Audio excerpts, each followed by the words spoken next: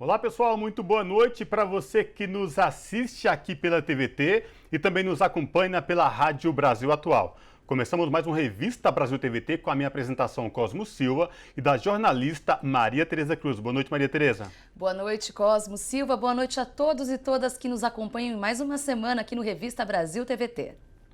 O Brasil já ultrapassou mais de 16 milhões de casos de Covid e Jair Bolsonaro fala em falta de liberdade.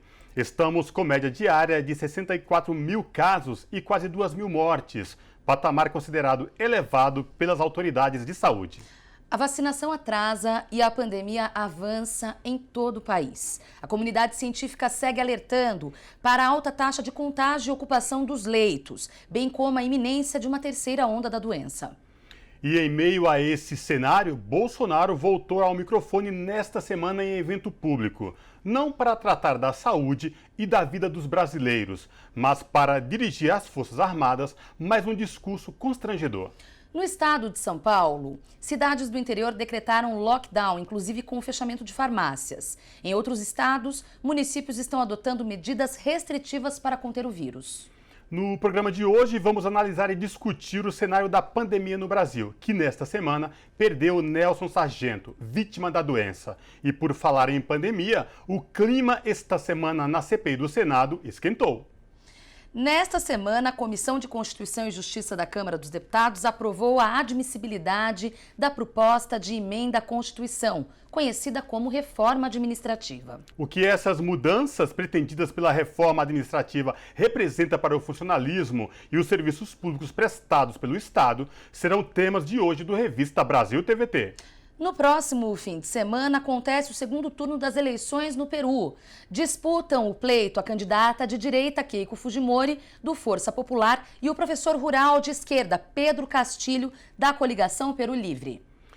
E na tarde de ontem, estudantes, trabalhadores, artistas, intelectuais, movimentos sociais e até torcidas organizadas protestaram em todo o país contra Jair Bolsonaro. O hashtag 29M, como ficou conhecido, teve como bandeiras de luta Fora Bolsonaro, vacina para todos, auxílio emergencial de R$ 600, emprego digno, não às privatizações e a reforma administrativa. E para finalizar, temos um momento cultural com Colibri na quarentena. Você acompanha o Revista Brasil TVT também pelo YouTube, youtube.com/redetvt. Pessoal, na tarde de ontem, estudantes, trabalhadores, artistas, intelectuais, movimentos sociais e até mesmo de torcidas organizadas protestaram em todo o Brasil contra Jair Bolsonaro. O hashtag 29M, como ficou conhecido, teve como bandeiras de luta Fora Bolsonaro, vacina para todos, auxílio emergencial de R$ 600, emprego digno, não às privatizações e a reforma administrativa. E agora a gente vai ter um panorama de como foram esses atos em todo o Brasil. Em Maceió, a capital de Alagoas, manifestantes carregaram seringas gigantes pedindo por vacinação já. Brasília teve forte concentração na esplanada dos ministérios.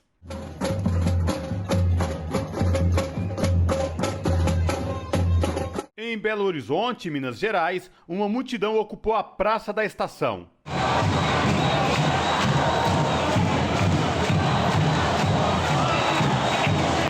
O grito de Fora Bolsonaro também tomou as ruas de Belém, do Pará.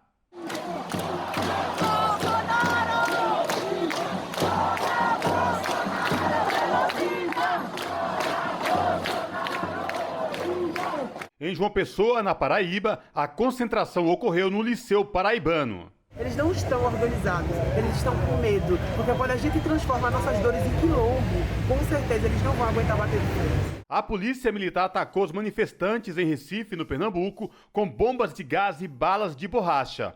Houve corre-corre.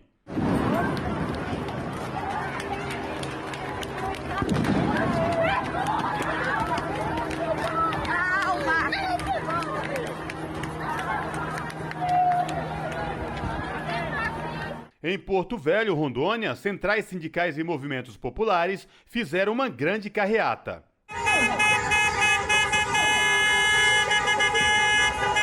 O Fora Bolsonaro também ecoou em Florianópolis, Santa Catarina, no Largo da Alfândega. Nós queremos todos.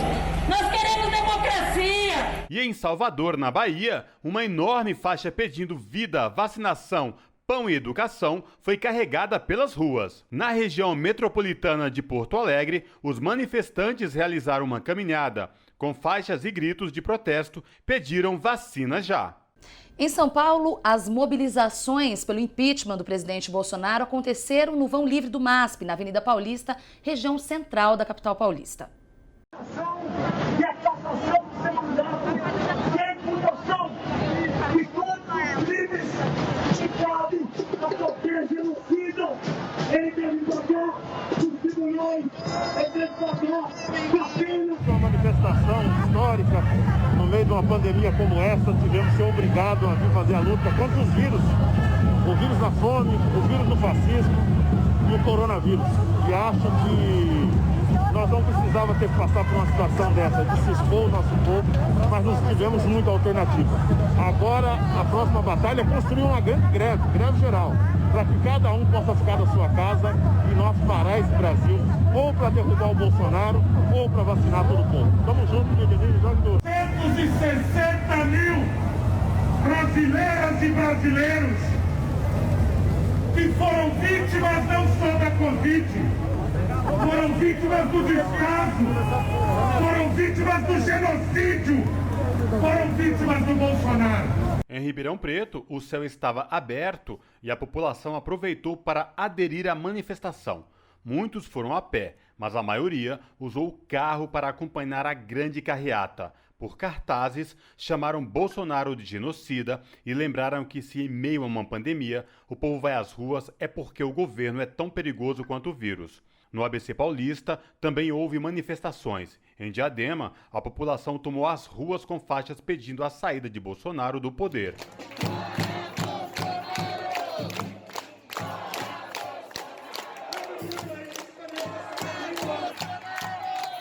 Em São Bernardo do Campo, a carreata percorreu as ruas da cidade, alertando a população sobre o perigo da pandemia, o descaso do governo e pedindo o fora Bolsonaro. Desculpa pelo incômodo, mas precisamos falar da realidade que ataca e atinge a nossa cidade de São Bernardo do Campo, nosso país. Fora Bolsonaro! O Rio de Janeiro também teve protesto contra Jair Bolsonaro, pedindo vacina para todos e auxílio emergencial de R$600. Vamos conferir como foi. Fora Bolsonaro! Fora Bolsonaro! Na capital do Rio de Janeiro, centenas de pessoas tomaram a Avenida Presidente Vargas.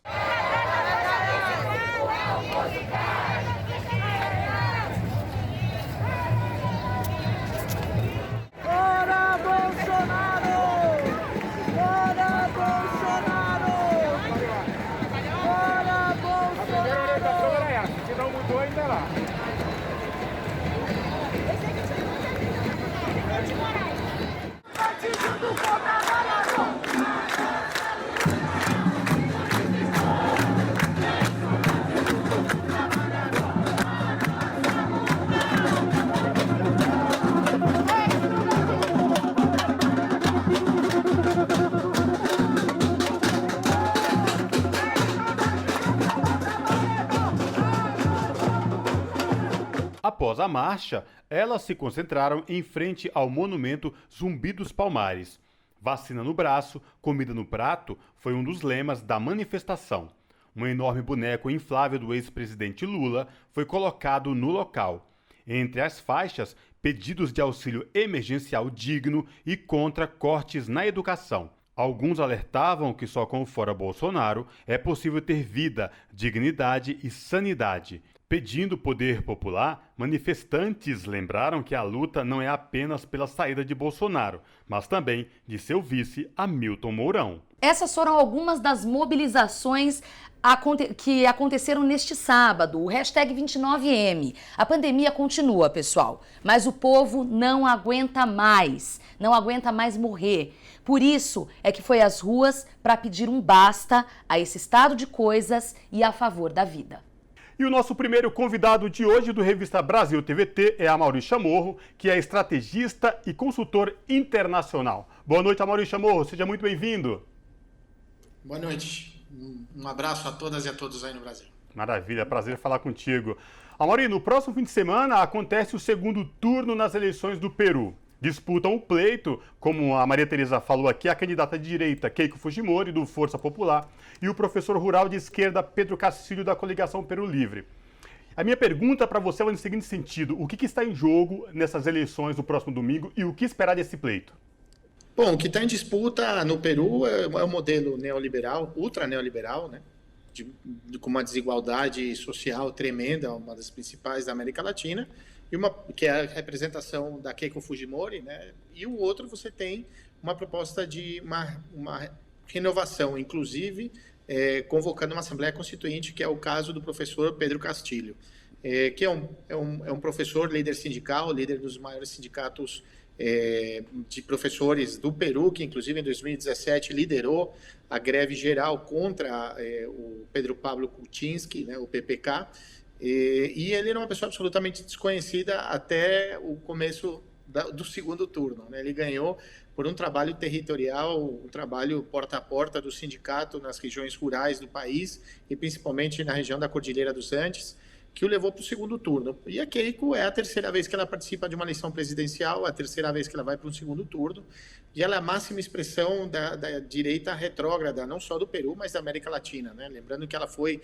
a primeira-dama do pai dela, do governo do pai dela, que foi uma ditadura de 10 anos, e que eles carregam aí mais de 15 mil assassinatos, também incontáveis casos de corrupção e a terrível esterilização forçada de mais de 300 mil mulheres do Peru. Então, é isso que está se disputando nesse momento. Amaury, o que você pode nos contar, trazer para a gente sobre o atentado recente que deixou 18 mortos? Algumas autoridades, algumas horas depois, chegaram a atribuir esse massacre, esse ataque, ao Sendero Luminoso. Isso procede? A que atribui isso? São fake news da direita para tentar desmerecer aí essa candidatura mais progressista? O que você tem para nos dizer? Bom, primeiro, o ataque, na verdade, não foi do Sendero Luminoso. O ataque foi de um grupo narcotraficante, tipo de um cartel de Medellín, só que da região de Ibraim, que é a principal produtora de coca do Peru. Então, nessa região, há um grupo, uma milícia, que tem um controle territorial, um controle que o Estado não exerce nenhum tipo de ação dentro desse local. E, por coincidência, isso vale dizer, isso é importante, todas as eleições onde a Keiko chegou no segundo turno, faltando 15 dias para a eleição, há um atentado. Todos no Peru estavam esperando um atentado, dessa vez que é a terceira tentativa da Keiko, né? Houve em 2011, 2016 e agora, novamente, um atentado terrorista, causando, nesse caso, 16 vítimas. O que acontece? A direita peruana tenta posicionar o professor Pedro Castilho e também o Peru Livre como um partido e um candidato que representam o Sendero Luminoso, que foi um grupo terrorista de esquerda que houve durante 20 anos. Teve uma ação muito violenta no Peru, houve uma guerra civil no Peru contra o Sendero Luminoso, só que o Pedro Castilho não tem nenhuma relação, nenhuma referência e nem o partido dele. Então, a direita tenta posicionar o Pedro Castilho como uma representação de uma esquerda terrorista que traumatizou, sim, o Peru durante todo esse tempo. E, claro, isso há um efeito, sim, na dinâmica da intenção de voto, há uma diminuição da intenção de voto no Pedro Castilho, resultado desta ação. Porém, não é verdade, ele não vem de um grupo terrorista, não militou lá e o partido e a sua campanha não tem nada a ver com o Sendero Luminoso. E, inclusive, o atentado não foi do Sendero Luminoso, foi de um grupo narcotraficante. Isso tem que ser... É importante deixar destacado, até porque é uma região que eu li, que é um território bastante vulnerável, e aí acho que piora tudo, exatamente, né? Essa construção da mentira. Exato, é um território onde o controle territorial é exercido por um grupo paramilitar que produz coca, é isso.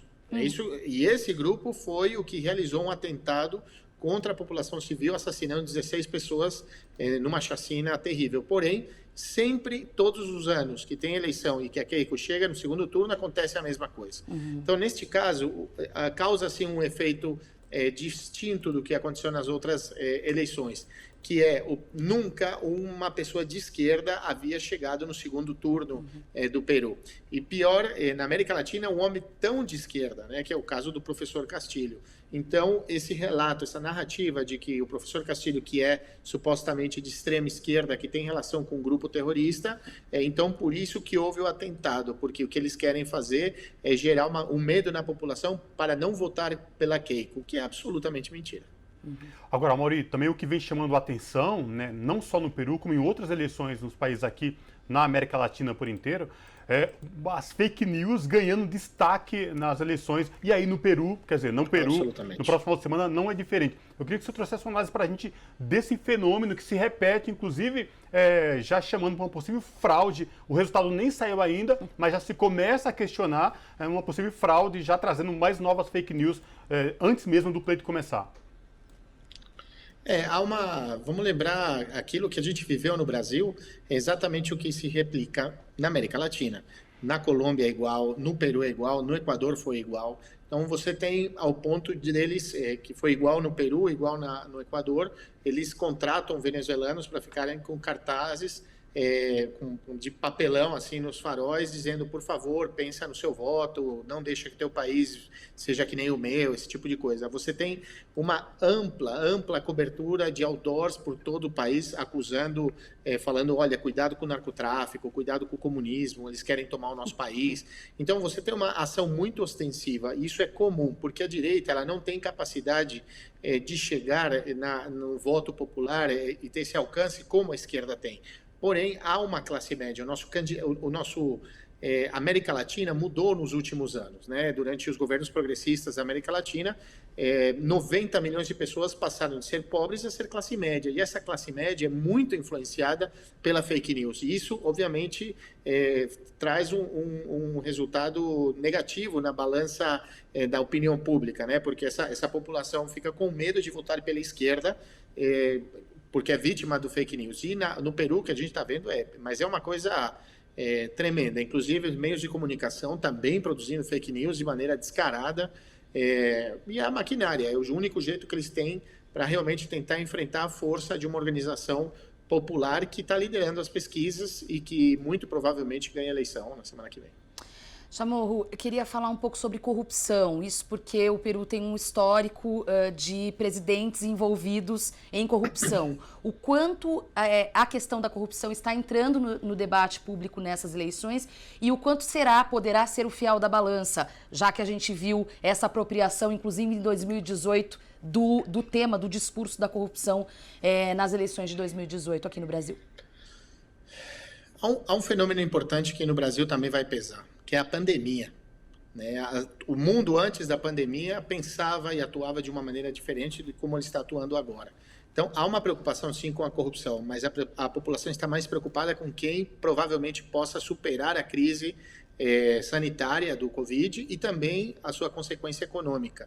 Então, em diversas pesquisas que a gente realizou, de grupos focais, né, de focus group, para entender como a população percebia o segundo turno, as pessoas preferiam votar por alguém, a grande classe média preferia votar por alguém que pudesse ser corrupta, porém que apresentasse uma solução para os problemas dela em relação ao Covid, em relação aos problemas econômicos. Ou seja, é tal o desespero que a população prefere uma corrupta ou um corrupto que possa trazer soluções a uma pessoa que pareça ser honesta e que não apresente soluções. Isso é um fenômeno muito importante, porque, na verdade, isso aconteceu no Equador, na última eleição, faz um mês que aconteceu praticamente. Também isso acontece na dinâmica em todos os países, no caso da Colômbia, que também está num período pré-eleitoral, do grande debate nacional é como superar a crise econômica e como conseguir vacinar as pessoas. Então, a corrupção fica no segundo turno. E agora, a corrupção, obviamente, é o grande peso. Isso ajuda um pouco a Keiko Fujimori, porque ela, faz pouco tempo, estava na cadeia, está respondendo a um processo para 30 anos, né, que tentam condená-la para 30 anos de corrupção, pelo caso da relação com a Odebrecht no Peru e mais uma outra série de alegações que há contra ela. Então, a situação é complicada no Peru, porém, qual que é a grande diferença? A grande diferença estará em quem consiga apresentar soluções para a população que sejam, e quem pode representar melhor essa população como é o caso do Pedro Castilho, né? O Pedro Castilho, que é um professor que até um mês atrás era absolutamente desconhecido da população peruana e agora está liderando a pesquisa. Por quê? Porque ele tem essa representação, ele tem esses códigos que a grande população do Peru se identificam nele.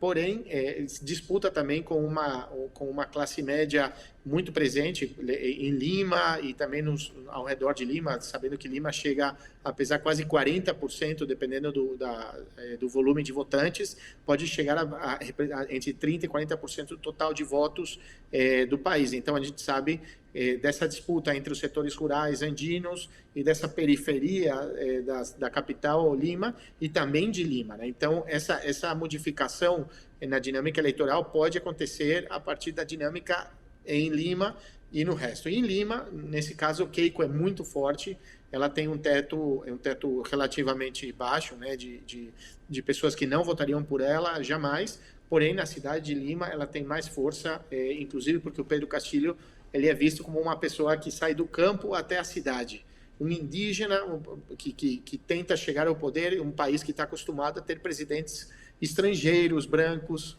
né, classe média alta. Esse é o grande medo deles, uma questão de classe e uma questão de racismo. Agora, Maria, o que chama a atenção também para quem acompanha lá as eleições no Peru é que esse segundo turno também evidencia aí a disputa de classes. E a minha pergunta também é como explicar ainda a força do clã Fujimori ao longo de todos esses anos. Alberto Fujimori, envolvido em todos os escândalos, teve que fugir do país, aí vem a filha agora também com esse poder. Tem explicação para tudo isso? Tem um processo de falta de formação que acho que é geral, né? Na América Latina inteira, é uma falta... houve uma mudança econômica, né, uma das condições de vida de todo mundo, inclusive o Peru também melhorou a sua situação econômica, porém não foi acompanhada com um processo de educação, de formação social, cultural, de educação geral, que ajudasse também política, que ajudasse a sociedade, essa nova classe média, a entender a dinâmica do seu entorno, né? A diferença do Brasil, o Peru nunca foi governado pela esquerda. E agora há uma oportunidade, ao que tudo indica, o Pedro Castilho ganhará a eleição. Porém, a Keiko Fujimori, ela representa um setor muito conservador, um setor violento, agressivo da direita peruana, um setor que mata, inclusive, né? A gente sabe do historial da ditadura do pai dela, e que, ao mesmo tempo, consegue agregar, nesse momento, aquelas pessoas que têm medo da esquerda. A Keiko Fujimori tem uma intenção de voto, que também é um setor conservador médio, que tem medo do Pedro Castilho. Porque o Pedro Castilho é do interior, porque o Pedro Castilho é indígena, porque o Pedro Castilho é de esquerda, então não que necessariamente eu vote pela Keiko. Eu estou votando contra o Pedro Castilho. Assim como mais da metade dos votos do Pedro Castilho tem a ver com o quê? Com esse anti-fujimorismo também. Então a gente tem um posicionamento de dois candidatos que conseguem agregar o voto anti o outro, não nele como uma opção. Então, isso muda um pouco a dinâmica e a narrativa da campanha, como ela tem que ser feita. Chamorro, queria falar um pouco de história. A gente pincelou a questão da ditadura. A América Latina foi marcada por ditaduras e cada país tem uma memória diferente sobre isso. Então, os argentinos, por exemplo, eu costumo dizer que tem uma consciência criada a esse respeito. No Brasil, a gente vê, inclusive recentemente, o tal do revisionismo histórico, pessoas, inclusive, questionando o regime ditatorial. Como é essa relação da população peruana com o regime ditatorial?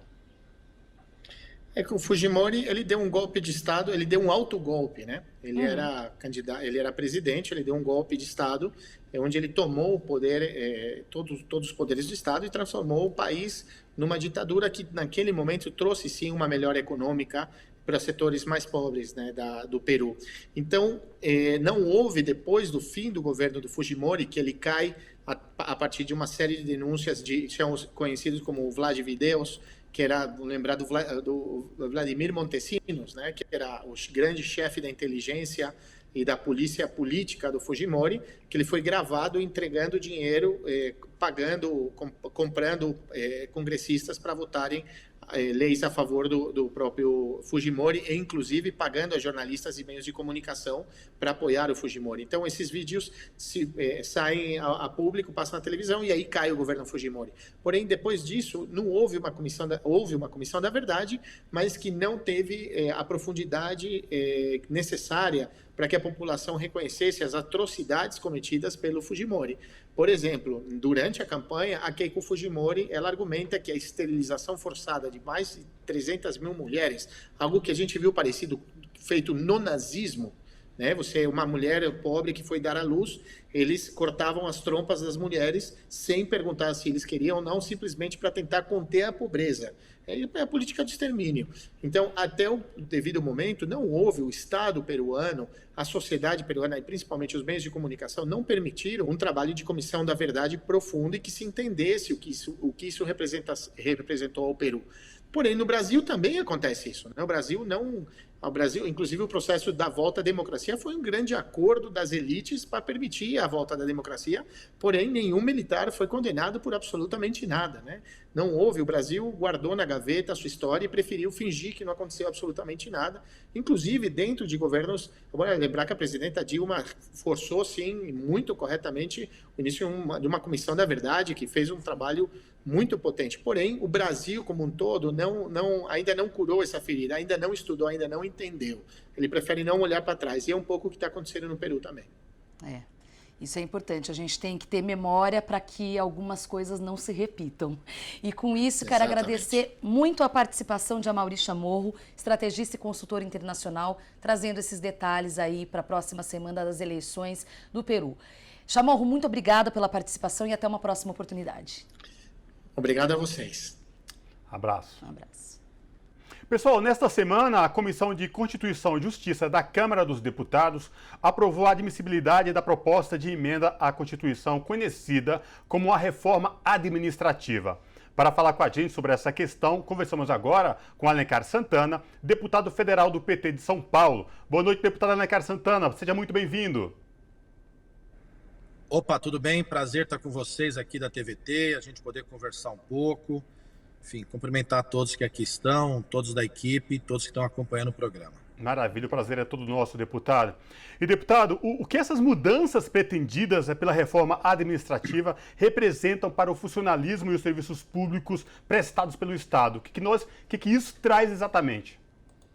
Primeiro, é mais um ataque ao Estado brasileiro, é mais um ataque ao servidor público, diria um ataque ao povo, né, como um todo, porque é uma reforma que enfraquece muito o poder público. E a finalidade do poder público é atender o povo, a finalidade do poder público é prestar o serviço público. E ao a gente mudar de maneira drástica o funcionamento da administração, a gente compromete justamente esses serviços que atendem as pessoas. E as pessoas mais pobres, mais humildes, que demandam os serviços públicos. Por isso é mais uma das tentativas do governo Bolsonaro em destruir as políticas públicas e o Estado brasileiro. Deputado, muitas pessoas que defendem a reforma, principalmente a imprensa hegemônica, como eu costumo dizer, fala muito em Estado inchado e também gosta bastante de criticar os salários, especialmente do judiciário. Eu gostaria de saber como você avalia esse tipo de narrativa, se isso acaba confundindo a população dentro dessa discussão. Maria Tereza, com certeza confunde, engana, manipula, porque as pessoas acabam achando que tem muito servidor público e que as coisas não funcionam. Ora, se não funcionar a administração pública, pode ter certeza que a culpa não é do servidor, a culpa é do comando político que lá está naquela gestão, seja numa prefeitura, seja no governo do estado, seja no governo federal.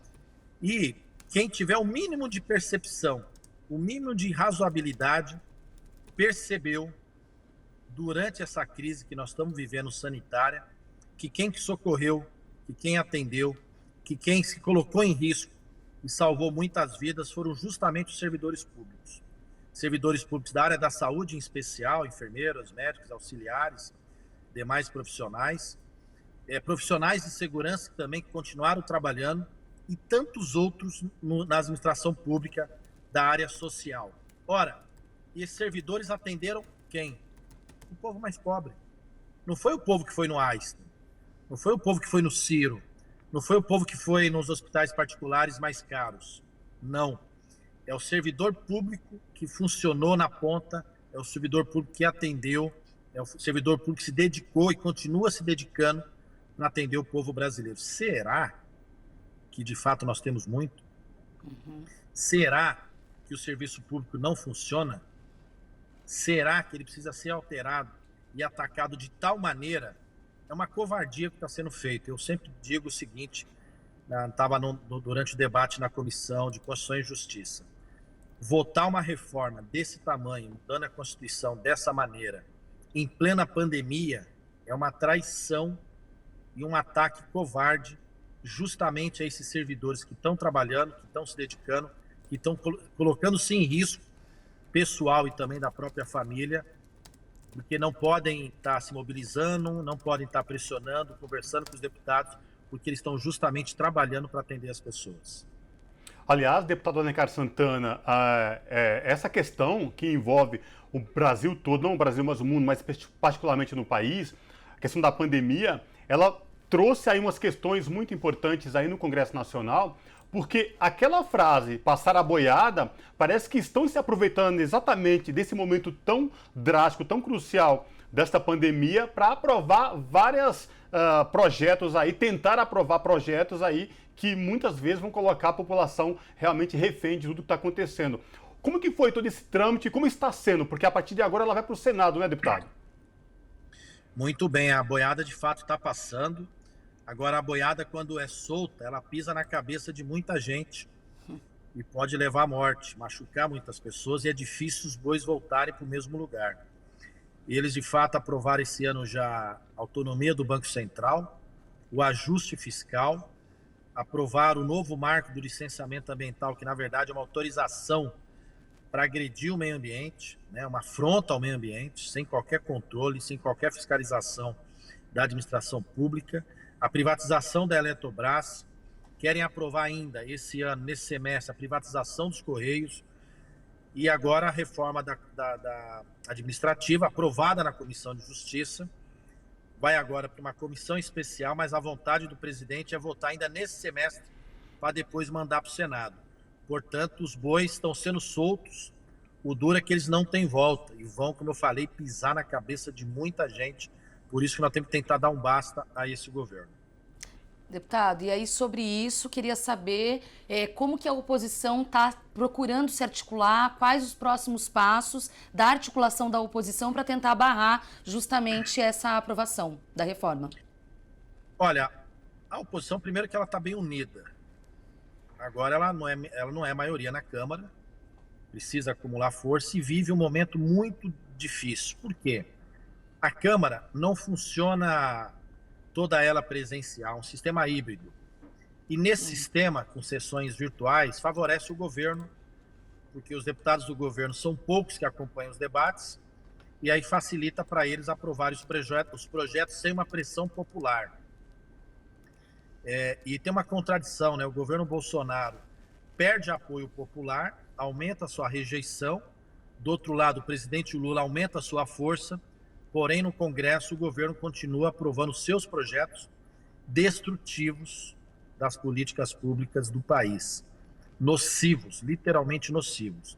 Bom, a oposição continua ali se articulando, resistindo, conversando com as entidades dos movimentos, mas sem dúvida alguma é a pressão do povo, é a pressão das pessoas que vai fazer a diferença para acuar aqueles deputados que não estão conseguindo perceber, ou se estão percebendo, estão virando as costas do sentimento do povo, que sofre no dia a dia as mazelas desse governo. Portanto, temos que pressionar a Câmara para que ela não continue aprovando os projetos tão prejudiciais para o país e destrutivos como são os projetos desse governo. Agora, deputada Alencar Santana, o que chama a atenção também é que um projeto tão importante para o país, que vai incidir diretamente na vida de milhões e milhões de brasileiros, dos serviços públicos essenciais, é um debate que a sociedade foi excluída por completo, né? E a Câmara passa por cima disso, desrespeitando os trabalhadores, as trabalhadoras e a população como um todo. Como fazer para segurar isso e não deixar com que essa boiada saia desenfreada aí, passando por cima da cabeça de todo mundo, como o senhor mesmo falou? Olha, de fato, assim, não está fácil o jogo interno, né? Além disso, eles aprovaram alteração no regimento para restringir o nosso trabalho de oposição, para restringir a palavra, a obstrução, né, o debate das propostas na Câmara, quer dizer, dificultando justamente o trabalho da oposição. Olha, nós vamos ter que ter força, vamos ter que denunciar, vamos ter que apontar o dedo, vamos ter que mostrar a diferença, mas não tenhamos dúvida, sem o povo, essa pressão perde força, né? O Congresso, você tem os debates, você tem os deputados de oposição resistindo, mas sem o povo pressionando do outro lado, se torna difícil. E a gente sabe que nós estamos diante da pandemia, um momento extremamente delicado, enquanto a gente preserva a vida, eles querem a morte, enquanto a gente defende as vacinas, eles querem a cloroquina. Então nós vamos ter que ali, o máximo que puder, ganhar tempo, e o máximo que puder externar para fora as maldades que ali estão acontecendo. Por isso que a TVT cumpre um papel importante. Porque o que está acontecendo da reforma administrativa, você não vê na grande imprensa. O debate sobre a Eletrobras, você não vê na grande imprensa. Mesmo o novo marco ambiental, também não vê na grande imprensa. E quando ela passa de uma maneira como se não fosse tão prejudicial, que parte dela concorda com o teor dessa política que está sendo feita pela aliança com o Guedes, todo o sistema financeiro. Agora, deputado, tocando ainda sobre isso, no Senado me parece que já há contestação sobre tudo isso, da forma como está, o Senado já começa a questionar. Como é que o senhor está avaliando isso? É isso mesmo, não é? Olha, o Senado diria que está jogando com a bola um pouco mais no chão, né? E aí está tendo uma observação mais ampla daquilo que está acontecendo no país. Tem uma parte da Câmara que não está se atentando com as necessidades reais do povo, com o sofrimento do povo, que está desempregado, que perdeu a renda, que sofre com o preço do gás, que sofre com o preço do feijão, que sofre com o preço do arroz, que sofre com o preço dos produtos, de uma maneira muito forte, e parece que os deputados estão dando as costas, ou não querem claramente assumir que o governo Bolsonaro é o responsável por isso. Mas lógico que ele é o presidente. Ele é o responsável por toda a política econômica, toda a política social, sanitária do país. Então o Senado está tendo um jogo um pouco mais equilibrado. E na Câmara, o presidente Bolsonaro conseguiu montar uma base maior, só que essa base, sem dúvida alguma, está virando as costas para o sofrimento e a volta da fome no país. É isso, e com isso, quero agradecer demais a participação do deputado federal Alencar Santana, do PT de São Paulo, deputado que até estacionou o carro aí para poder falar com a gente. Deputado, muito obrigada pela participação, prazer imenso falar com o senhor novamente e até uma próxima oportunidade. Eu que agradeço, um prazer falar com vocês, com toda a equipe da TVT, com quem está nos acompanhando, estamos à disposição. E vamos que vamos para a luta e nós vamos ainda tirar esse governo tão nefasto ao nosso país. Com certeza. Abraço. Obrigada, deputado. Um abraço. Um abraço e um beijo para todo mundo. Um abraço. E com isso a gente vai para um breve intervalo aqui no Revista Brasil TVT e volta daqui a pouquinho, não saia daí.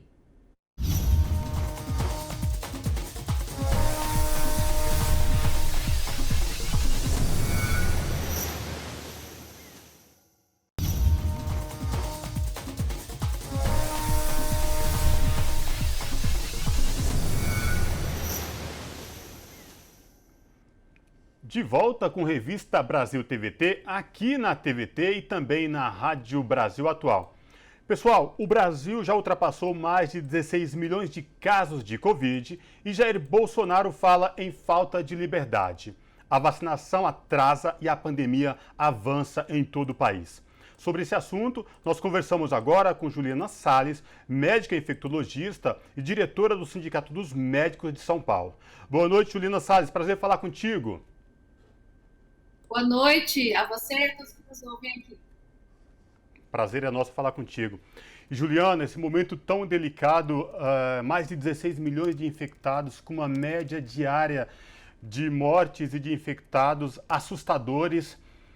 Esta terceira onda já está no Brasil e mais, Juliana, quando a gente vai sair de tudo isso? É possível olhar no final do fim do túnel e dizer, olha, chegamos, controlamos? Então, na verdade, eu acredito que a gente não saiu de ondas, né? A gente teve um retorno um pouco, né, dos casos, do número de óbitos, de casos, mas que logo na sequência voltaram a se elevar, né? E a ausência, né, não só de vacinação, mas como de políticas como testagem em massa, como isolamento e rastreamento de contactantes, como a atenção primária, né, tá voltada aí para o bloqueio desses focos, eles não foram realizados, né? Então, a gente saiu cada vez de taxas de contágios maiores, né, com taxas de incidências, de positividade, e aí a gente chega em 2021 com números muito mais elevados do que 2020, né, mesmo conhecendo o mecanismo e sabendo mais sobre a pandemia, com menos leitos, falta de insumos, falta de profissionais, sem a garantia de atenção adequada, observando inclusive a desassistência para os pacientes, a desassistência aí para a classe trabalhadora, vendo a alta da mortalidade agora, rebaixando inclusive a idade de óbito, né? A média de idade dos óbitos em 2020 era de 73 anos e agora já está em 63 anos, né? Doutora, você me perguntou... pode falar, desculpa, pode seguir. Você me perguntou se era possível vencer isso, né? Acredito que as políticas públicas, né, de saúde pública, que seriam importantes de serem aplicadas nesse momento, a vacinação a níveis mais constantes aí, né, atingindo o maior número da população, a população que está trabalhando, a população que está se expondo aí no dia a dia no transporte público, nos seus locais de trabalho, associadas à política de testagens, identificação, rastreio, isolamento, ela não tem a abrangência adequada, né? E por conta do desgoverno, né, negacionista, que não implementa e não incentiva essas medidas, que retira o orçamento da saúde, né, em pleno 2021, e que não utiliza os mecanismos e as estatais, as fundações que a gente tem para produzir as vacinas também que a gente precisa. Doutora, sobre as vacinas, já que a senhora mencionou, vou pegar esse gancho. Direto, sempre que acontece alguma situação, e agora por conta da CPI da pandemia, a CPI da Covid, muito novamente se tem falado sobre as vacinas. E a morte ocorrida nessa semana do compositor e sambista Nelson Sargento, como era de se esperar, acabou sendo apropriada por parte da base governista, das pessoas que são contra a vacina, para dizer, olha, tá vendo, foi vacinado e morreu, e tentar desmerecer o processo de imunização. Minha pergunta para a senhora é a seguinte, a gente sempre bate nessa tecla, mas acho importante bater novamente até que as pessoas entendam a importância da vacinação, ainda que a pessoa seja contaminada. Como que é esse processo? Como que você consegue explicar para nós, para o público em geral, a importância da vacinação? A vacina, ela tem um efeito não só para o indivíduo que a toma, que reduz a chance dele ser internado, reduz a chance dele vir a falecer, mas ele também tem um efeito, né, coletivo, reduzindo aí a gravidade da doença e o curso dessa doença conforme ela foi implantada.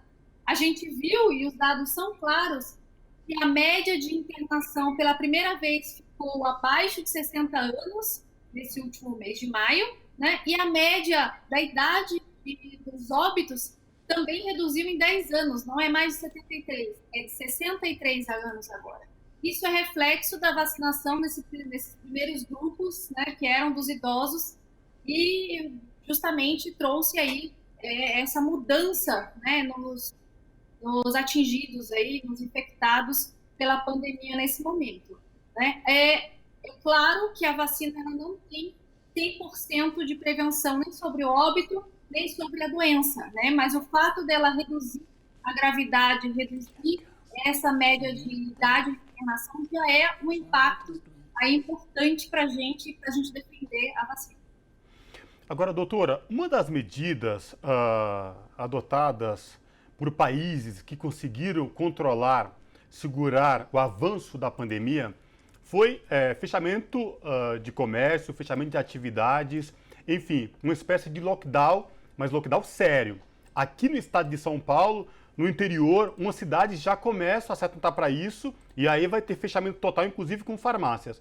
Mas, por outro lado, a gente continua vendo o presidente da República protestando, gritando contra estas medidas. Como entender isso, doutora Juliana?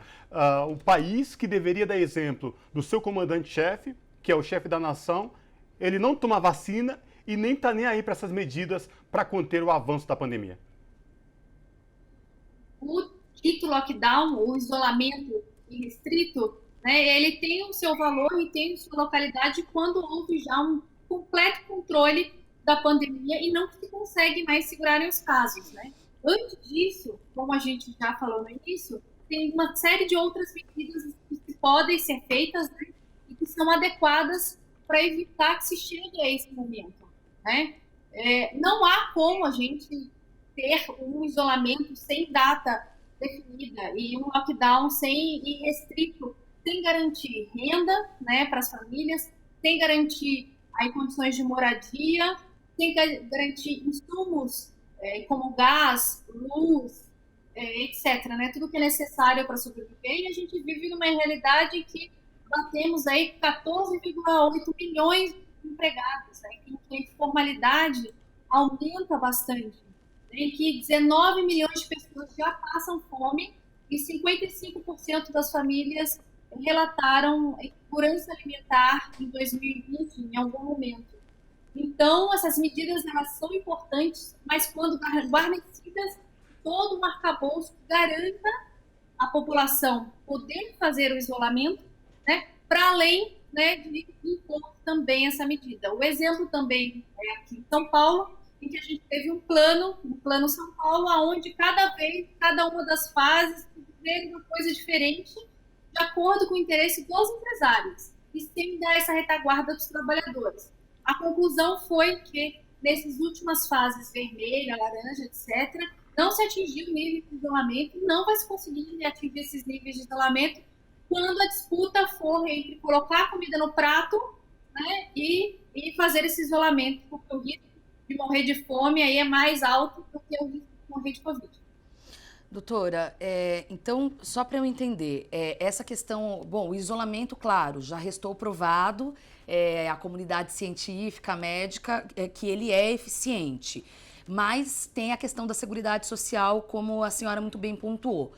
Então, quer dizer que qual que seria a possibilidade de um melhor plano, já que a gente usou o exemplo de São Paulo, mas pode ser qualquer estado. Qual seria a melhor possibilidade? Ter de fato feito regras bastante rígidas para hoje estarmos numa condição como em alguns países da Europa, junto com a vacinação. Qual seria esse plano, se a senhora tivesse esse poder, vamos dizer assim, de escolher, de traçar um plano adequado?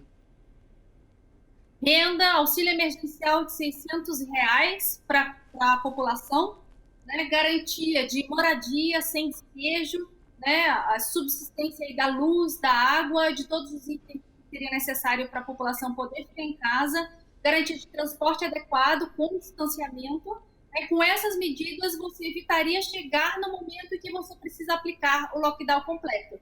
E esse lockdown, em sendo aplicado pelo poder público, e aí sim com a garantia que se o trabalhador ficasse em casa, ele não teria a possibilidade nem de ser despejado, nem de passar fome, né, nem de ter a sobrevivência da sua família aí em risco, né? Então, esse seria o melhor cenário. Associado a uma política de atenção básica, atenção primária em saúde, com testagem, rastreamento, afastamento remunerado dos trabalhadores que vierem a ter Covid e de toda a sua família, né? De fazer aquele isolamento, a tal da quarentena, né? Que aí é o isolamento do sintomático dos seus contactantes. Nada disso está sendo garantido em sua plenitude, né? Aliás, está muito para quem do necessário. E aí chega-se aos momentos em que você não consegue mais identificar essas famílias em que estão, né, havendo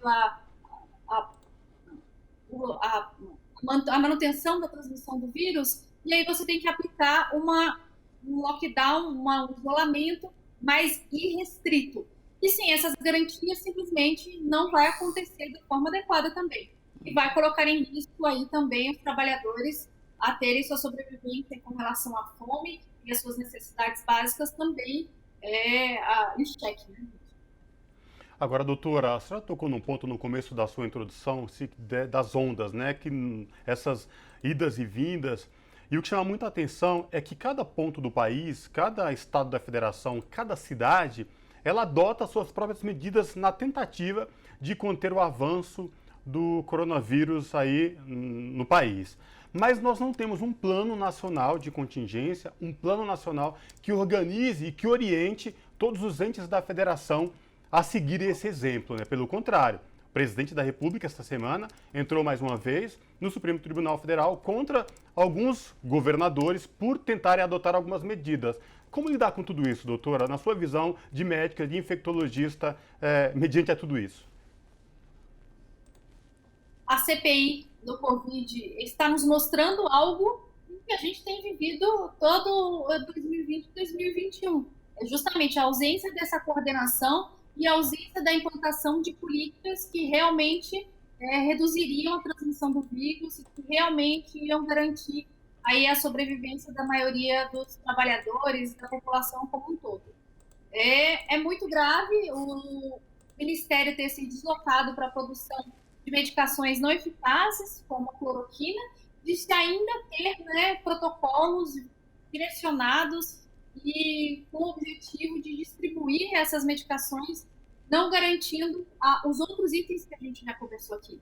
Né? Realmente, há uma falta completa, né, de uma coordenação e de um plano nacional que oriente estados e municípios e que coordene essas ações de estados e municípios. A CPI da Covid está sendo claríssima em nos mostrar a ausência completa dessa coordenação.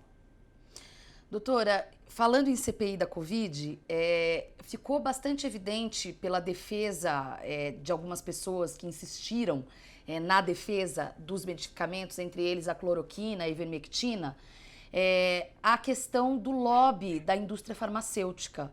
Gostaria de saber, na leitura da senhora, que é especialista na área, essa insistência de algumas pessoas, inclusive algumas pessoas até da área médica, como a própria pessoa, a secretária do governo, que é da área médica, defendendo o praticamente indefensável, a senhora atribui a uma ignorância, no sentido estrito da palavra, né, de não ter a informação, ou de fato uma pressão da grande indústria farmacêutica que sabemos bem que pressiona? Bom, essa é uma pergunta difícil de ser respondida. Acho que é um misto, né, tanto de interferência ideológica desse grupo, né, que vai na contramão aí do que se tem de evidência científica, né, porque quem segue as evidências científicas não faz tratamentos que não são comprovados ou que podem ser deletérios para os pacientes, né? Misturado aí com influências, né, da grande produção que houve, né, da cloroquina no ano passado, né, abarcada e bancada pelo Exército, junto também, né, com essa corrente ideológica não ligada às especialidades, não ligada à especialidade de infectologia, por exemplo, que já tem suas notas e já tem seu posicionamento contrário ao uso dessas medicações sem comprovação científica, né? E um misto de ocupação também do Ministério da Saúde pelos generais, né? Ocupação de cargos técnicos também, não estou falando só do primeiro e segundo escalão, né? Mas todos os cargos técnicos vêm sendo substituídos por militares sem conhecimento devido técnico, que se baseiam, né, nessa vertente não científica e político-ideológica ligada ao Bolsonaro. Doutora, nosso tempo está acabando, mas eu quero fazer uma nova pergunta para a senhora. Que recado a senhora daria para a população como um todo? Porque as pessoas parecem que não querem acreditar no que está acontecendo e o que está por vir, né? As pessoas se recusam a usar máscara, as pessoas acham que usar álcool em gel ainda é balela, e mais, as pessoas querem ir em festas. Eu queria que a senhora deixasse um recado para essas pessoas. Bom, é necessário, né, os cuidados individuais. A gente não tem jeito, o trabalhador não recebe a máscara no trabalho, o trabalhador está enfrentando o transporte público, ele tem direito a fazer distanciamento, vai na UBS, muitas vezes não é testado, não tem leito, viu sua família morrer esperando vaga de UTI, mas a contribuição individual também é necessária, com o uso de máscara corretamente, né, cobrindo nariz e boca, uso de álcool gel, higiene de mãos, né, e a pressão, né, que só os trabalhadores podem fazer em cima do poder público, em cima desse desgoverno Bolsonaro, e vai ser feita, inclusive, aí nas ruas nos próximos momentos, né, que é necessário para que esse governo não tenha mais nenhum dia que a gente possa combater adequadamente a pandemia. É isso aí, recado dado. Essa foi a doutora Juliana Salles, médica infectologista e diretora do Sindicato dos Médicos de São Paulo. Doutora, muito obrigada pela participação e até uma próxima oportunidade. 100 anos de samba ou 36.500 dias? Enfim, o que interessa é que o samba está em festa. E você, já pensou que ao invés de 365 dias no ano, poderíamos ter 365 anos em um dia? E mais, 365 anos de puro samba. Sim, seria maravilhoso. E isso é possível quando juntamos em um mesmo recinto Dona Ivone Lara aos 96 anos, Riachão, 95, Nelson Sargento, 93 e Wilson Moreira, 81, que juntos formam esses 365 anos de samba. Um almoço foi feito e sim realizamos esse encontro maioral da nossa verdadeira cultura popular, com direito a comida, bebida, conversa, família, amigos e, claro, muito samba. No entanto, pensamos em compartilhar esse momento com todos, já que o samba é de todos nós. Muito obrigado ao samba, vida longa a todos os artistas. Axé. Pessoal, na última quinta-feira, o Brasil perdeu Nelson Sargento, um dos ícones do samba no país. Nelson Sargento foi uma das mais de 460 mil mortes em decorrência da pandemia de Covid no Brasil. Para falar sobre o legado de Nelson Sargento, o Revista Brasil TVT conversa agora com Paulinho Timor, sambista e compositor da nova geração. Olá, Paulinho Timor, seja muito bem-vindo. Boa tarde a todos os ouvintes, muito obrigado pelo convite. É uma honra e um prazer, mesmo nesse momento de tristeza, né, da passagem do mestre, poder falar um pouco desse grande amigo e grande baluarte da cultura nacional. Maravilha, o prazer é todo nosso.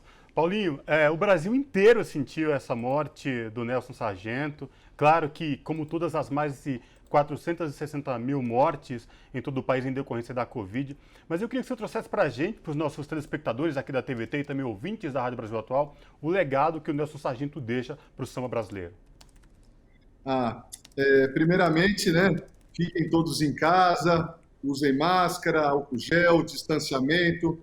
É o que a gente precisa nesse momento para não perder mais um e mais tantos que já nos deixaram, né?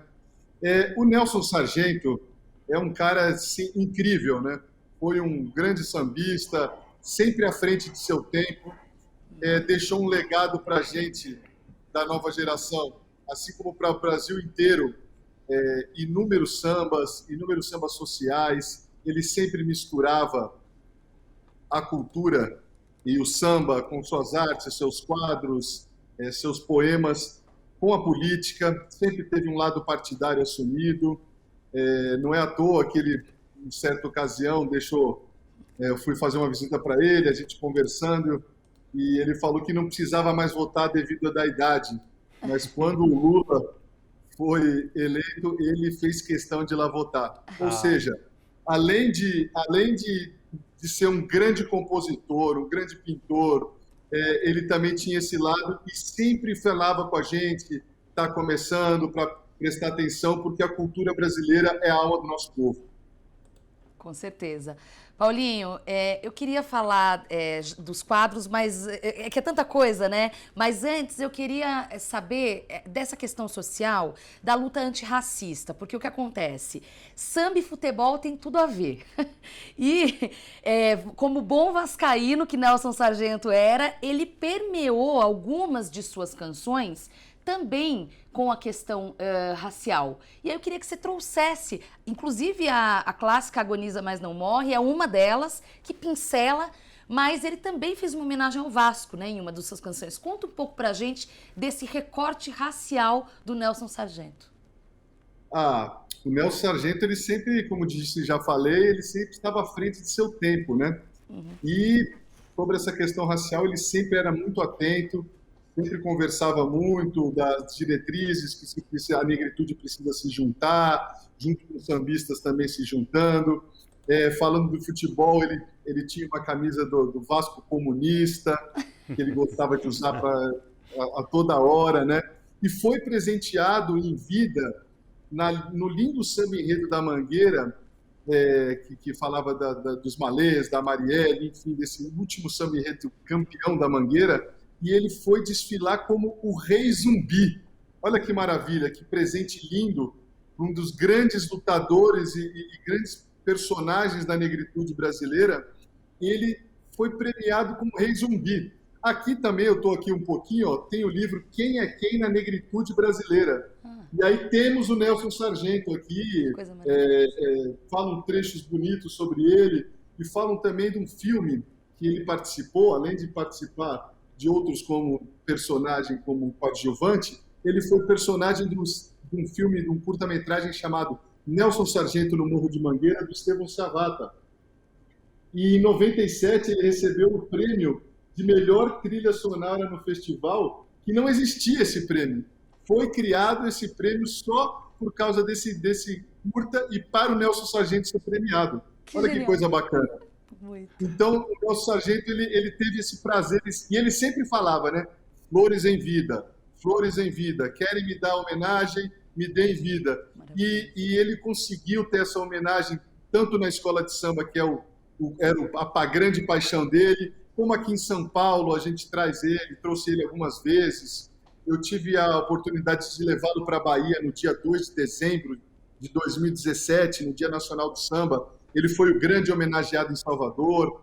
O nosso querido Camilo Árabe, que faz parte do coletivo Sindicato do Samba, também fez os últimos 2 shows dele em vida, podendo dar bastante alegria ao mestre. Aqui em São Paulo também, o Batuqueiros e Sua Gente fez um show com a Francinete Germano também, e com o Nelson Sargento, incrível. O pessoal de Curitiba, o Jonas Lopes, que é um grande músico, também fez um desenho, levou o Nelson Sargento para Curitiba. Ou seja, era um cara muito querido no Brasil e também internacionalmente, pois ele foi agora, ano retrasado, fazer uma expedição ao Japão e foi aplaudido por milhares de pessoas, sendo recebido com um tapete vermelho no aeroporto do Japão.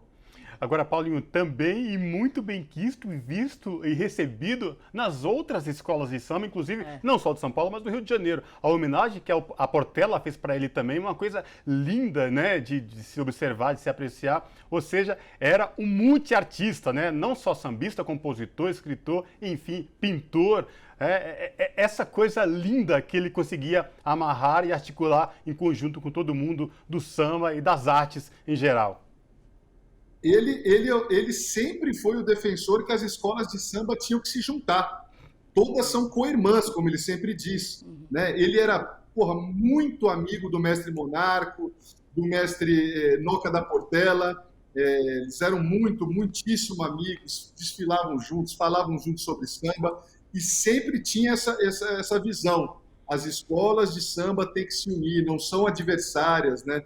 Elas são co-irmãs. O samba é uma festa do povo e para o povo.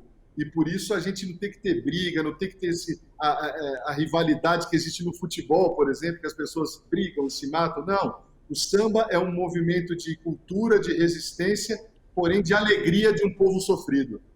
Paulinho, sobre as pinturas, o Nelson Sargento foi reconhecido como um expoente da arte naif. Curiosamente, eu trabalhei com alguns artistas naif. Aí queria que você contasse um pouco pra gente quais eram os principais temas, essa outra faceta que muita gente desconhece de Nelson Sargento. O Nelson Sargento ele começou pintando paredes, né? Paredes, casas, era pintor, né? E até tem um caso interessante, né? Ele pintou, vamos supor, a casa do Paulinho da Viola, né? E nessa pintura, no dia que ele estava pintando a casa do Paulinho da Viola, um grande amigo nosso, o Serjão, estava lá junto e presenteou o Colibri com um quadro do Nelson Sargento que ele adquiriu na pintura em que o Nelson fazia na casa do Paulinho da Viola. Paulinho, aliás, esse quadro que está aí atrás na parede é do Nelson Sargento? Não, vou dizer uma coisa, esse propositalmente não. Esse quadro é também naif, né? É de um grande compositor do Rio de Janeiro, mas radicado em Pernambuco, chamado Paulo Perdigão. Ele também se inspirou muito no Nelson Sargento e no Heitor dos Prazeres, né? Que foi o primeiro sambista a trazer a pintura também para o mundo do samba, né? Então, o Nelson Sargento também pegou essa dica do Heitor dos Prazeres, que foi um grande pintor aqui para nós, grande compositor de samba, de lundu, de machixe. E esse quadro, na verdade, eu botei aí exatamente porque é o quadro do meu amigo Paulo Perdigão, que é pernambucano. Além disso, ele faz artes com cabo de vassoura, faz um movimento cultural lá em Olinda, muito bacana. Mas o Nelson Sargento é pioneiro nisso. E ele adorava pintar, né? Ele adorava presentear os amigos com um quadro. Sempre falava, não sei se você vai gostar, não sei se ficou tão bom, tão bonito, mas as obras dele são muito bacanas. Agora, Paulinho, a história do Nelson Sargento se confunde também desde quando ele foi morar no Morro da Mangueira com a história da Mangueira? Com certeza, né? Ele foi para a Mangueira com uns 12 anos, né?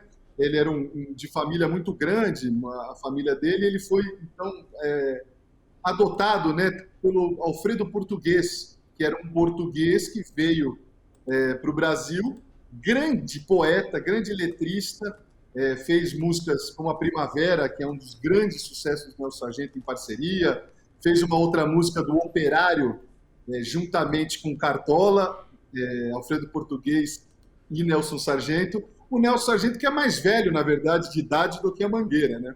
Então ele tem a vida inteira, como ele dizia, becos e vielas, ele tinha a Mangueira no coração dele e nunca se separou. Era uma coisa só para ele, a casa dele, por mais que ele gostasse agora no fim da vida de morar em Copacabana, ele sempre ia para a Mangueira, sempre ia para as vielas, para os botequins, tomar uma cachaçinha, fumar um cigarro, e sempre falando que o Morro é lugar de gente boa, que o Morro tem muita cultura, tem muita coisa para ser vista lá, e os governos olharem para o Morro muito mais atento, que lá tem muitos poetas, pintores, cantores, talentos da cultura. Paulinho, queria, enfim, aproveitar esse momento que a gente está prestando homenagem ao mestre Nelson Sargento, com a sua ajuda. Sei também da sua trajetória, não apenas com o Nelson Sargento, mas da reverência aos que passaram. E aí queria saber qual a importância na sua leitura da gente preservar a memória do samba. Toda a memória, claro, mas a gente está falando de samba, né, aqui. Qual a importância na sua leitura? Eu acho assim, costumo dizer que o samba é a maior cultura popular brasileira que a gente tem, né? Então, preservar nossa cultura, como dizia um mestre Clarindo Silva, que tem a Cantina da Lua, ele diz assim, o povo que não preserva o seu passado nunca terá um futuro, dificilmente terá nunca terá um presente e dificilmente um futuro glorioso.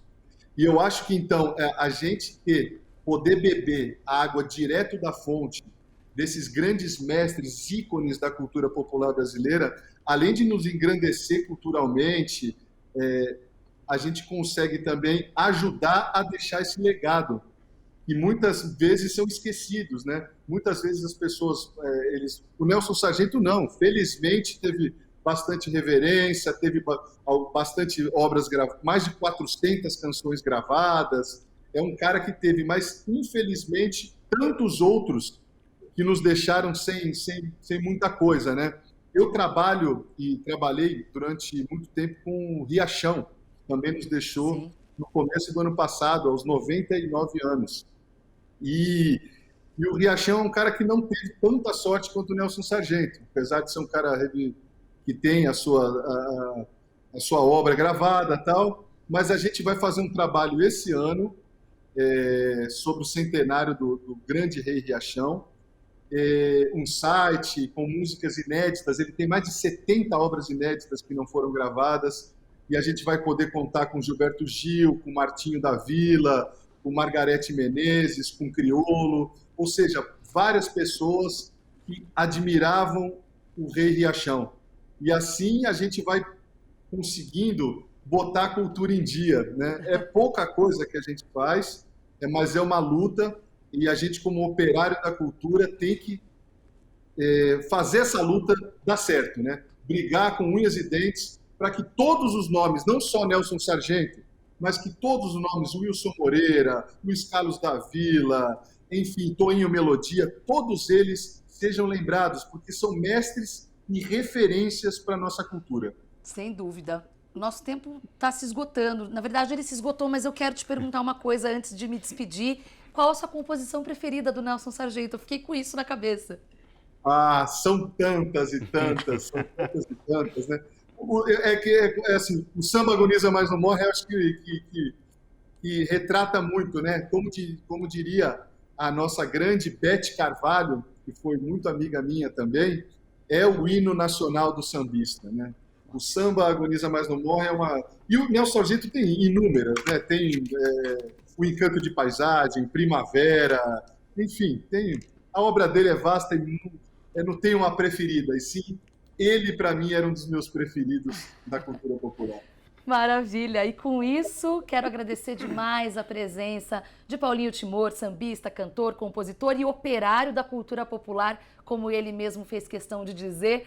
Paulinho, muito obrigada por ter passado aqui no Revista Brasil TVT e até uma próxima oportunidade. Muito obrigado, eu que agradeço. Sucesso enorme esse programa, que venham muitos outros, porque a gente precisa disso mesmo, de pessoas que enalteçam a cultura brasileira. Muitíssimo obrigado, um beijo a todos, fiquem em casa, usem máscara, distanciamento social é muito importante e tempos melhores virão.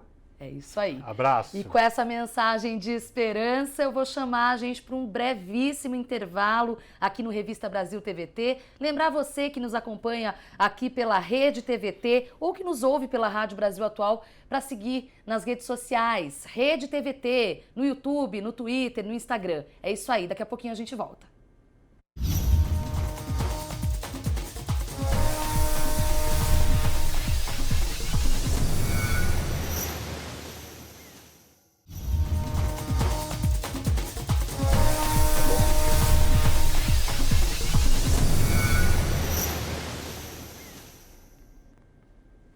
De volta com Revista Brasil TVT, aqui na TVT e também na Rádio Brasil Atual. Pessoal, nessa semana o clima esquentou na CPI da Covid no Senado, que apura ações e omissões do governo Bolsonaro no combate à maior crise sanitária do Brasil. Sobre essa questão, conversamos agora com Leonardo Atushi, jornalista, editor do Brasil 247 e da TV 247. Boa noite, Leonardo Atushi, seja muito bem-vindo. Boa noite, obrigado pelo convite e boa noite aí a todo mundo que nos escuta aqui na Rede TVT. Maravilha, o prazer é todo nosso. Leonardo, o que você pode falar para a gente dos depoimentos nesta semana na CPI lá do Senado, que apura ações e omissões do governo Bolsonaro frente à maior crise sanitária que o Brasil vem enfrentando? Eu acho que a gente teve depoimentos muito importantes. Olha, terminamos a semana muito bem com esse depoimento do Dimas Covas, diretor do Instituto Butantan, que foi um choque de verdade para quem está acompanhando a CPI. Eu acho que o Brasil inteiro está parando para assistir esses depoimentos, e ele foi muito claro, muito preciso, sem nenhum tipo de sensacionalismo, tecnicamente mostrando como o governo federal sabotou a compra de vacinas, né? Deixou claro que o Brasil poderia ter tido 60 milhões a mais de doses caso houvesse uma cooperação entre o governo federal e o governo do estado de São Paulo. Antes disso, a gente teve o oposto, que foi o depoimento da Mayra Pinheiro. A Mayra Pinheiro, que é a capitã cloroquina. Mentiu descaradamente, né, mas vestindo vamos dizer assim, uma capa de ciência, falando difícil, falando palavras complicadas, usando um argumento de autoridade, mas claramente ali tentando sustentar o insustentável, que haveria um tratamento precoce contra a Covid-19, que a cloroquina seria um remédio eficiente. Ela chegou até a falar, olha, criminalizaram o remédio. Ninguém criminalizou remédio nenhum, né? O fato é que o governo federal empurrou para a sociedade um remédio absolutamente inútil, ineficaz e muito perigoso para as pessoas, deixando de lado o mais importante, que era a compra de vacina. Então, o que eu acho que essa semana trouxe como destaque foi o contraste fundamental entre o negacionismo do governo federal representado pela capitã cloroquina e uma postura aqui muito mais séria, né, do caso do Butantan, do governo de São Paulo, mas de todos que se opõem ao bolsonarismo de uma maneira mais ampla, que é a defesa das vacinas. Eu acho que foi bastante didático para quem acompanhou a CPI. Foi muito boa, gostei muito. Gostei, inclusive, da condução dos senadores no último depoimento, colocando trechos de vídeos. Acho que foi bastante instrutivo. Leonardo, ainda sobre o depoimento do Dimas Covas, eu acompanhei na íntegra, eu só me esqueci agora qual foi o senador governista que exibiu o vídeo do Dória, meio que tentando queimar o governador de São Paulo, mas na verdade o Dória está saindo cada vez mais fortalecido desse processo, inclusive defendido pelo próprio Dimas Covas em algum momento. E politicamente a gente já tem observado o Dória há algum tempo tentando se afastar da figura do Bolsonaro, que, vamos lembrar, ele apoiou em 2018. Mas exatamente, o Bolsonaro. Mas quero fazer a pergunta na sua avaliação desse cálculo de agora, desse movimento político que está acontecendo, que ocorreu, que teve esse ponto de virada, vamos dizer assim, essa semana na Covid, da figura do governador. O senador, Leonardo, só um minuto, o senador Marcos Rogério. Foi o senador Marcos Rogério. Vamos lá. O senador foi o Marcos Rogério, também chamado de Rolando Lero pelo presidente da CPI, senador Omar Aziz, né? Aliás, o Omar Aziz é uma figura muito divertida, né? Ele está sempre ali tentando resolver as situações. Outro dia teve lá o Girão, governista também, ele sempre começa com paz e bem, e o Omar Aziz, Deus te abençoe, meu filho, aquela coisa. Mas eu acho que esse episódio do Dória é interessante, muito importante. Por quê? O que fez o Marcos Rogério? Ele pegou uma gravação de uma reunião e veio dizer, não, mas veja bem, o Dória falou que queria pegar esse chinês pelo pescoço. Bom, era uma conversa privada em que ele estava dizendo, eu quero a vacina, ele queria trazer a vacina. Ah, mas tinha um dividendo político. Óbvio. Tinha um dividendo político, quer dizer, ele trabalhou pela vacina para ser o primeiro a trazer vacina, ele é um político, faz política e tal. Agora, o problema é que o Bolsonaro, a escolha dele, né, não traz nenhum dividendo político, pelo contrário, só traz o prejuízo político, porque foi uma escolha burra. Em vez de apostar na vacina, ele apostou na cloroquina. Isso está claro. Por que o Bolsonaro apostou na cloroquina? Eu acho que isso ainda não foi totalmente desvendado. Uma das hipóteses, né, é de que ele queria, ou desejaria a chamada imunidade de rebanho. Por quê? Porque os amigos dele, o dono da Havan, os empresários, etc., queriam abrir as lojas e as pessoas precisavam de um placebo para voltar a trabalhar sem medo de se contaminar. Mas talvez existam outras hipóteses, né? Muita gente ganhou dinheiro com a cloroquina, muitos laboratórios, né? Houve um lobby poderoso, pesado por trás desse remédio, e eu acho que é isso que a CPI vai apurar na próxima semana. Vai ouvir aquela médica Nise Yamaguchi, depois vai ouvir o tal do Carlos Wizard, que é um empresário bilionário, né, que financiou chegou a financiar um site Covid tem tratamento sim. Então, acho que agora o ponto central da CPI tem que ser o seguinte, olha, buscar seguir o dinheiro da cloroquina. Eu acho que esse é o ponto central. Sobre Dória, então, eu acho que é isso, quer dizer, olha, ele queria a vacina, o áudio revela isso. Se ele ia ter dividendos políticos ou não, é uma outra questão. E até o fato é o seguinte, ele trouxe a vacina, a Coronavac é a vacina mais importante do Brasil, e ele não está tão bem colocado assim nas pesquisas para presidente. Então, fez uma coisa boa, lutou pela vacina, a Coronavac é eficiente, tem saído cada vez mais estudos. Hoje eu vi um do Uruguai que ela tem, olha, nas pessoas que se vacinaram, 97% de eficácia. Então, acho que foi uma coisa, uma atitude muito boa, e gostei muito do Dimas Covas, né? uma pessoa que eu não conhecia, nunca tinha entrevistado, nunca tinha visto ele falar longamente, achei uma pessoa extremamente preparada. Agora, Leonardo, também nesta semana foi votado novos requerimentos aí, aprovando na convocação de governadores e também esses assessores que não são especializados em medicina, não são cientistas, mas que estão lá assessorando o presidente Jair Bolsonaro, como você bem citou aí, o caso do empresário da Wizard. Eu quis esperar dessas convocatórias, desses depoimentos, ainda que não foram marcados, né? Mas, enfim, quem sai ganhando, quem sai perdendo com a convocação desses governadores? E desses assessores, aliás. Governadores, olha, eu acho que não vai dar em nada. Eu acho que não tem clima para ficarem ali apertando governadores. Eu acho que até há uma chance de que eles consigam no Supremo Tribunal Federal impedir a ida, ou na verdade conseguir a liberação para não ir à comissão. Os bolsonaristas vão ficar gritando, mas não é o foco da CPI, investigação de governadores. O foco da CPI é por que o Brasil tem 460 mil mortos praticamente, porque houve essa estratégia de empurrar um remédio que não tem a menor utilidade para essa doença, né? Então eu acho que o fundamental é exatamente avançar nesse chamado gabinete paralelo da saúde. Considero o Carlos Wizard o nome mais importante, porque aparentemente era o principal financiador desse lobby da cloroquina, né? Inclusive aliciando médicos. Os médicos vão ter que se explicar. Eu acho que um tema que vai surgir na CPI é a corrupção médica no Brasil, e isso é um ponto, né? O CFM vai ficar numa situação complicada, então acho que esse é o ponto central.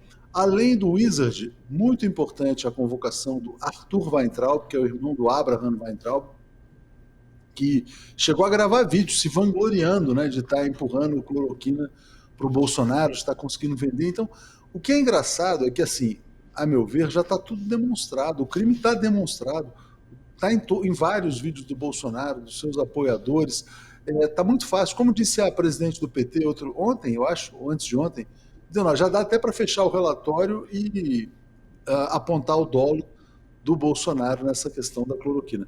Mas acho que a CPI está conseguindo construir uma história muito consistente. Mas, Leonardo, ainda falando disso, sobre encerrar o relatório, né, porque, de fato, as provas até agora coletadas são contundentes, como que você está avaliando essa nova convocação do Pazuello? Né? A primeira, a gente já sabe, inclusive foi tema aqui do Revista Brasil TVT, a atuação do ex-ministro Pazuello. Ele vai ter mais alguma coisa para contribuir na sua leitura? A do Pazuello é interessantíssima, eu acho que vai sair a punição dele aí nos próximos dias, talvez hoje ainda. Uhum. Eu entrevistei uma pessoa que é o João César Castro Rocha, especialista no tema da retórica do ódio, da guerra cultural. Quando o Pazuello foi naquele evento do Bolsonaro domingo passado, ele ficou ali alisando a barriga, né? E por que ele estava alisando a barriga? Um gesto estranho, ele explicou. Porque as pessoas que estavam debaixo do palanque estavam dizendo: você jantou a CPI, jantou os senadores. Então ele tripudiou em cima dos senadores ali. Eu acho que ele não vai ter vida fácil nessa comissão. Não sei se ele vai pedir um habeas corpus para ficar calado, também não calado. Não acho que os senadores, não sei se eles vão ter coragem de eventualmente prender o Pazuello, né? Mas claramente ele mentiu, né? Porque ele foi lá no depoimento anterior, não, eu sou contra a aglomeração e tal. De repente, 2 dias depois, ele vai numa aglomeração sem máscara, faz uma fala ali, enfim, ele se soma ao negacionismo do Bolsonaro.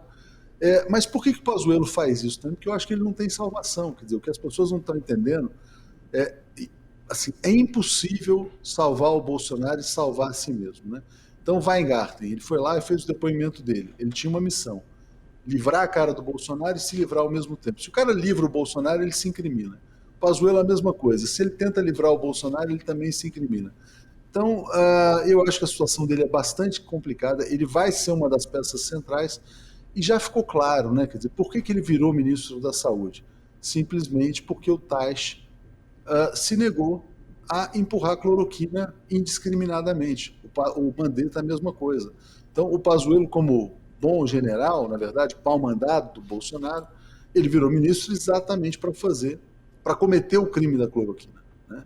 Então, como é que ele poderia dizer, não, recebi uma ordem do Bolsonaro, tal, etc. E tal, ele não quis incriminar. Então, ele ficou ali tergiversando e agora ele está indo nessa linha para tentar, eventualmente, talvez combinado com o Bolsonaro, criar uma crise militar no país.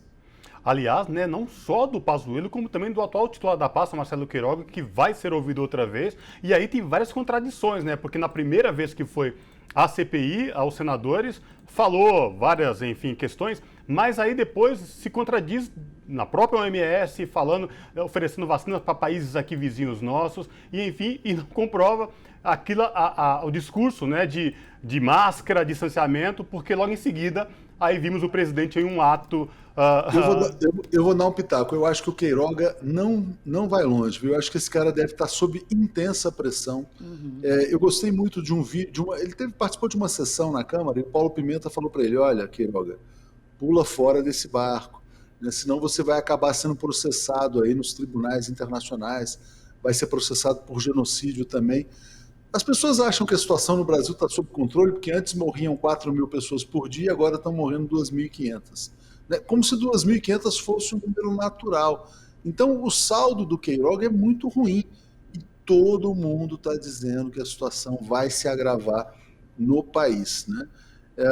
O Queiroga demitiu, dias atrás, a Luana Carvalho, que é uma médica que vinha para ser a secretária de combate à Covid, secretária nacional. Aí perguntou: por que você demitiu a doutora Luana? Ah, não, porque tem uma hierarquia, o Bolsonaro mandou. Então, se ele que é médico está submetendo a hierarquia para seguir um negacionista, para seguir um charlatão, né, porque o que o Bolsonaro faz é charlatanismo, ele vai ser implicado criminalmente. Então, olha, se tem um conselho a se dar ao Queiroga, pula fora desse barco o quanto antes. E aí eu acho que é o seguinte: se cair o ministro da Saúde, cai o governo também, porque o Brasil vai ser insuportável, né, o Brasil com 2, 3 mil mortes por dia sem ministro da Saúde, porque o Bolsonaro, enfim, é essencialmente um negacionista convicto. Leonardo, para a gente encerrar, e ainda sobre isso, eu ia justamente trazer essa questão da popularidade ou da impopularidade do presidente Jair Bolsonaro, e aí queria saber da sua análise com relação a essas articulações do Senado, porque vamos lembrar que, obviamente, há senadores que são claramente contrários ao Bolsonaro, mas até alguns que, não vou dizer que eram da base, mas que faziam algum aceno, hoje já estão cada vez mais nesse enfrentamento, quase que criando uma grande coalizão de oposição. Isso de fato está acontecendo na sua leitura? Olha, o que eu acho é o seguinte: vamos pegar aí não falando do Senado, falando da Câmara, do Parlamento de uma maneira geral, né? Teve uma declaração do Arthur Lira dizendo: em algum momento nós vamos analisar os pedidos de impeachment. Claramente, esses partidos do Centrão, que são da base do Bolsonaro, eles estão olhando: o Bolsonaro está com 30% no segundo turno, o Lula está com 50%. Eles vão ficar amarrados a um Titanic que está afundando ou vão tentar migrar para o, vamos dizer assim, para o cavalo vencedor, né? Então, eu acho que tem um instinto de sobrevivência natural na política. Aqueles que estão ali com o Bolsonaro, que são mais competentes, eu diria o Ciro Nogueira, o Fernando Bezerra, também foram aliados de outros governos, né? Então, eles vão tentar extrair o máximo de vantagens, vão vender o mais caro possível o seu apoio a esse governo, mas na hora em que se tornar irreversível, quando estiver chegando bem perto ali do iceberg, né, eles vão saber pular no bote salva-vidas antes do capitão translocado desse navio que está afundando. Então eu não acho que dá para ter a menor confiança no Centrão, a base do Bolsonaro é extremamente frágil. E outra coisa importante que está acontecendo são esses movimentos que estão, né, fora do parlamento, né? O encontro Lula-Fernando Henrique, outras lideranças sinalizando também que o Eduardo Paes, que é prefeito do Rio de Janeiro, se filiou ao PSD, elogiou esse encontro. Então, fora do parlamento também tem muita consistência, né, nessas articulações para que o Brasil se livre desse pesadelo. Então, acho que o Bolsonaro está num momento realmente muito ruim. É isso aí. Vamos acompanhar. Quero agradecer demais o jornalista Leonardo Atushi, editor do Brasil 247 e da TV 247. Leonardo, prazer enorme falar contigo aqui no Revista Brasil TVT e até uma próxima oportunidade. Eu que agradeço, obrigado a vocês e fico aqui sempre à disposição. Um grande abraço. Valeu. Abraço. E, pessoal, chegamos no momento cultural do Revista Brasil TVT com a participação do Colibri na Quarentena. Hoje, ele conversa com os artistas do Maranhão, Regiane e Afros. O Colibri na Quarentena vai ao ar a partir ao meio-dia na Rádio Brasil Atual e também pelo YouTube da TVT. Se liga só. Olá, pessoal da Revista Brasil TVT, salve, salve. Estamos aqui na quarentena com mais de 280 programas, ouvindo artistas de todas as áreas. No programa de hoje, nós vamos apresentar 2 atrações do Festival BR 135, que mostra a qualidade e a diversidade dos novos músicos e intérpretes da cena musical do Maranhão. Regiane Araújo e o Grupo Afros. O programa Colibri na Quarentena, você sabe, vai para o ar de segunda a sexta-feira, ao meio-dia, na Rádio Brasil Atual 98,9 FM e também no YouTube da TVT. Um abração a todos e roda!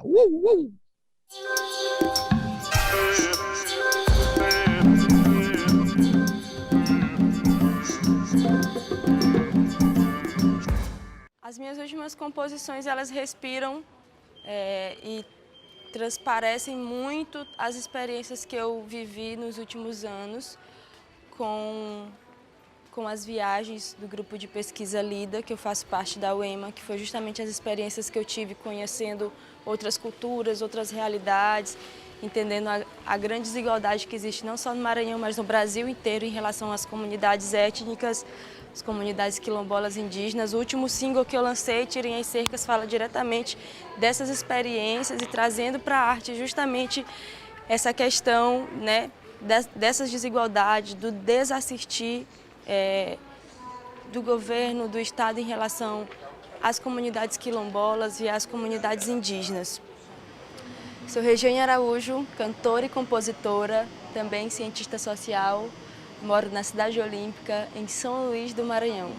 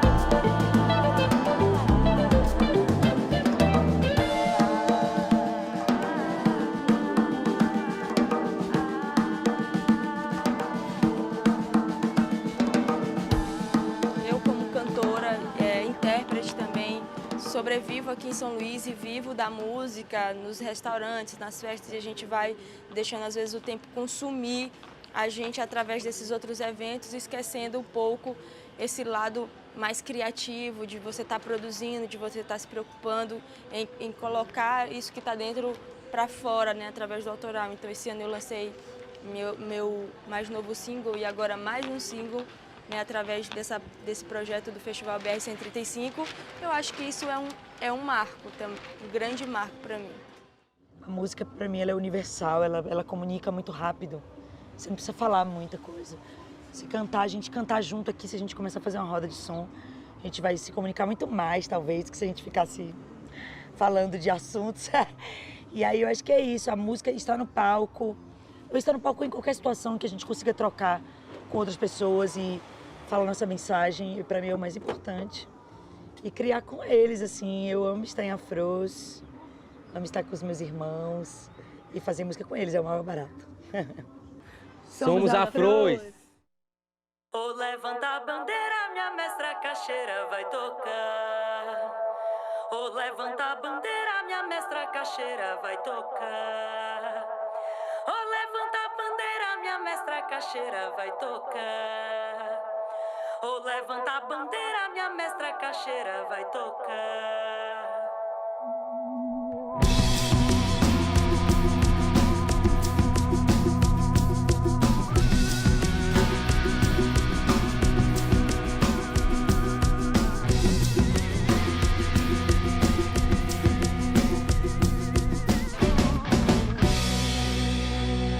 Levanta a bandeira, minha mestra caixeira vai tocar.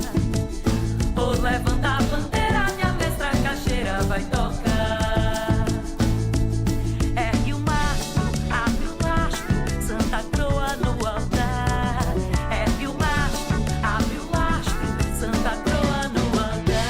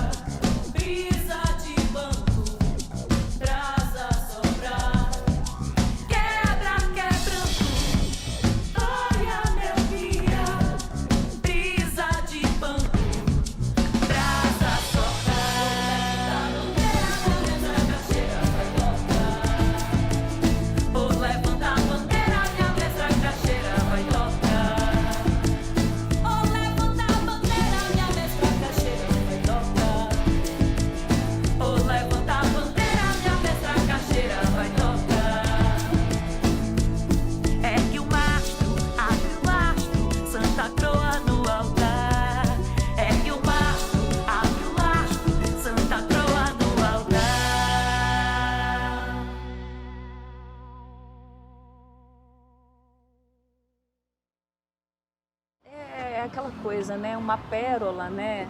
A criação de uma pérola numa concha, a concha, quando ela produz uma pérola, aquela pérola só pode ser construída se tem um grão de areia lá dentro. Senão a pérola não é construída. Então a pérola, para ela ser aquela forma tão linda e maravilhosa, ela só existe porque tem uma coisinha ali arranhando.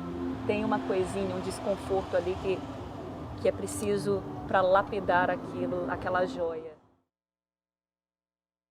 Esse clipe desses artistas maranhenses, a gente encerra o Revista Brasil TVT de hoje, mas antes de me despedir de você, agradecer mais uma vez a parceria e a minha companheira Maria Tereza Cruz. Obrigado, Maria Tereza. Muito obrigada, Cosmo. Obrigada a você que nos acompanhou em mais esse domingo aqui no Revista Brasil TVT. E não se esqueçam, se cuidem, fiquem em casa se der. Pessoal, a pandemia ainda não acabou. Quem puder, fiquem em casa. E quem não puder, ao sair, máscara, álcool e gel, porque a pandemia está aí. Enquanto a vacina não chegar, nossa vida não vai voltar ao normal. Portanto, cuidado sempre. Boas semanas a todos e até o próximo domingo. Tchau!